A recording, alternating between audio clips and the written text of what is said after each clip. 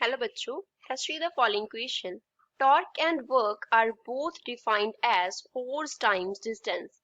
Torque की definition क्या होती है? Force times distance. Work का definition क्या होता है? Force times distance. Explain how do they differ. हमें explain करना है कि इन दोनों में difference क्या होता है. तो फर्स्ट ऑफ ऑल हम क्या करेंगे, इस क्वेश्चन में यूज की कॉन्सेप्ट के बारे में बात करेंगे. कौन सा की कॉन्सेप्ट इस क्वेश्चन में यूज हो रहा है?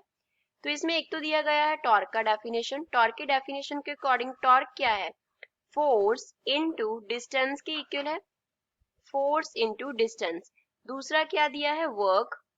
वर्क क्या दिया है? This is also force times distance. तो फोर्स इनटू डिस्टेंस है. टॉर्क को मान लो हम टॉ से डिनोट कर रहे हैं, तो टॉर्क क्या है? एफ इंटू आर की इक्वल है. यहाँ से जो वर्क है वो क्या है? एफ इंटू आर की इक्वल है. तो हमें बताना है कि इसमें डिफरेंस क्या है, कैसे टॉर्क जो है वो डिफरेंट है वर्क से. फर्स्ट ऑफ ऑल जब हम टॉर्क को लिखते हैं तो टॉ वेक्टर को कैसे लिखते हैं? It is written r vector cross F vector. And जब हम वर्क को लिखते हैं it is written as F dot are.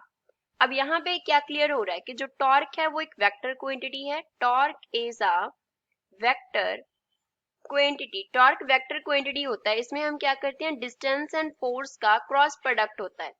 यहाँ पे फोर्स एंड डिस्टेंस का क्रॉस प्रोडक्ट होता है. जब वर्क की बात करते हैं तो वर्क क्या आ रहा है? Scalar quantity.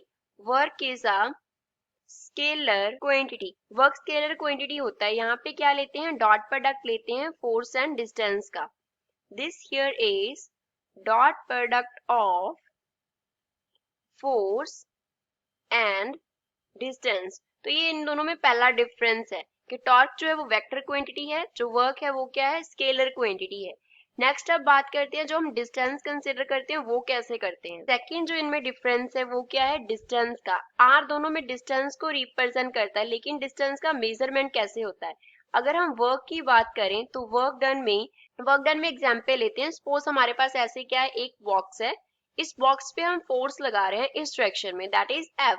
तो अब इस बॉक्स का क्या हुआ? मूवमेंट हुआ. बॉक्स ने आर डिस्टेंस कवर किया. आर क्या किया? डिस्टेंस कवर किया, क्योंकि उस पे फोर्स अप्लाई किया.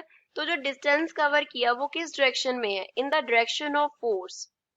In the direction of force. Force की डायरेक्शन में डिस्टेंस कवर्ड है. हो सकता है फोर्स की ऑपोजिट डायरेक्शन में हो, मींस फोर्स को हम इस डायरेक्शन में अप्लाई करें एफ एंड डिस्टेंस कवर इस डायरेक्शन में हो. इस एग्जांपल में हमने डिस्टेंस कवर जो है वो फोर्स की डायरेक्शन में लिया है. तो जहां पे जो डिस्टेंस आ रहा है वो क्या है? फोर्स की अलोंग डायरेक्शन में होगा. तो फोर्स क्या है? तो वर्क क्या है? Force into distance covered in the direction of force होता है. जब हम टॉर्क की बात करते हैं तो टॉर्क में मान लो हमारे पास ये एक्सिस ऑफ रोटेशन है जिसके अराउंड एक बॉडी क्या कर रहा है? रोटेट कर रहा है. This here is axis of rotation. अब यहाँ पे कोई बॉडी रोटेट कर रहा है तो उसको हम ऐसे बना लेते हैं, ये हमारे पास बॉडी हो गया. तो इस बॉडी पे सपोज जो फोर्स लग रहा है वो इस डायरेक्शन में लग रहा है, दैट इज एफ वेक्टर. तो यहाँ पे जिस पॉइंट पे फोर्स लग रहा है उस पॉइंट का एक्सिस ऑफ रोटेशन से कितना डिस्टेंस है? वो आर है. तो इसको हम आर वेक्टर लेते हैं. तो यहाँ पे जो आर वेक्टर हम डिस्टेंस मेजर कर रहे हैं वो क्या है? परपेंडिकुलर डिस्टेंस है, क्योंकि फोर्स के क्या है? परपेंडिकुलर है. Then r vector is perpendicular distance from the axis of rotation. Axis of rotation से परपेंडिकुलर डिस्टेंस कितना है टॉर्क में वो कंसिडर किया जाता है. इसमें वर्क में क्या था? डिस्टेंस जो था वो फोर्स की डायरेक्शन में था.